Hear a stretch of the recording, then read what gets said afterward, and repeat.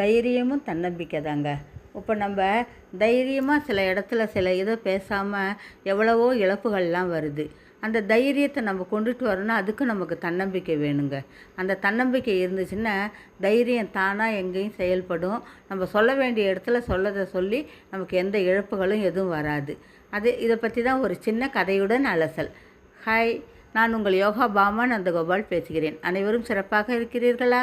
அனைவரும் மிகவும் சிறப்பாக இருப்பீர்கள். என்னுடைய சேனல் சப்ஸ்கிரைப் செய்யுங்க, லைக் அண்ட் ஷேர். ஓகே. இதுக்கு ஒரு கதை உண்டுங்க. ஒரு ஊரில் ஒரு அரசர் இருந்தார்.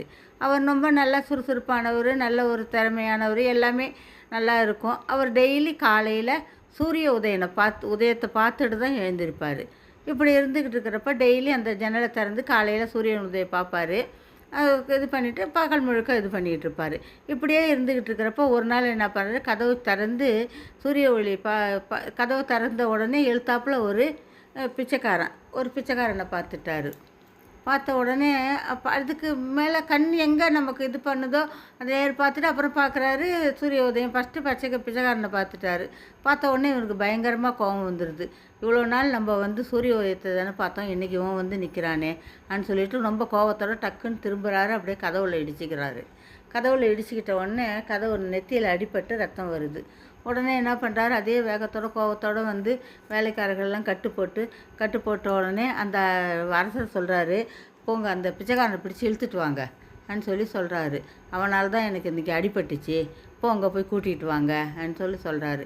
உடனே சேவகர்கள்லாம் என்ன பண்ணுறாங்க, போய் அந்த பிச்சைக்காரனை கூட்டிகிட்டு வராங்க. பிச்சைக்காரனும் வரான். வந்த உடனே பிச்சைக்காரன் அரசர் சொல்கிறாரு, இப்போ காலையில் முதல்ல முழித்த உடனே பாரு எனக்கு ரத்த கலரியாகி ஏற்பட்டுடுச்சு. ஆனால் அதனால் இவனுக்கு ஒரு மரண தண்டனை கொடுங்க, சிரசேதம் பண்ணுங்க அப்படின்னு கோபமாக இது பண்ணுறாரு. உடனே அது அவர் பிச்சைக்காரன் அதை பற்றி கவலைப்படல. உடனே சிரித்தார் பிச்சைக்காரன். சிரித்த உடனே ஏன்னா உனக்கு தண்டனை கொடுத்துருக்காங்க தலையை எடுக்கிறதுக்கு, நீ சிரிக்கிறியேன்னு எல்லாம் கேட்குறாங்க. அப்போ தான் அவர் சொல்கிறாரு, அரசே நான் நீ என்னுடைய பார்வை பட்டதுனால உங்களுக்கு தலையில் அடிபட்டுச்சு, இரத்த காயம்தான் ஏற்பட்டுச்சு.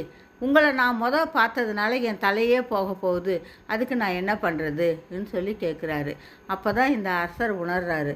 தன் தவறை உணர்ந்து அவனை மரண தண்டனையிலேருந்து விலகு கொடுக்குறாரு. இதை போல தாங்க சில விஷயங்கள் நம்ம நம்மள அறியாமல் நடக்கும். அதை நம்ம இப்போ பிணைச்சிடுவோம். அதே சமயம் இந்த பிச்சைக்காரன் அந்த இடத்துல அவனுக்கு தைரியம் இல்லைன்னு அவன் என்ன பண்ணுவான், இருந்த தண்டனையை ஏற்றுக்கிட்டு போயிருப்பான்.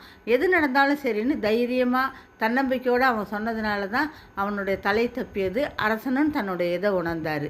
இதை போல தாங்க தைரியம் தன்னம்பிக்கை தைரியம் எல்லாத்தையுமே ஒரு இதில் கொண்டுட்டு வரணும். அப்படி கொண்டுட்டு வர்றப்ப நம்ம தைரியமாக சில பேச வேண்டிய இடத்துல பேசுவோம். பேச வேண்டிய இடத்துல பேசுகிறப்ப தான் அது செயல் உருப்பெறும். இதுதான் நம்ம பேச வேண்டிய இடத்துல தைரியமாக தன்னம்பிக்கையாக பேசணும். புரிகிறதா? நன்றி, வணக்கம்.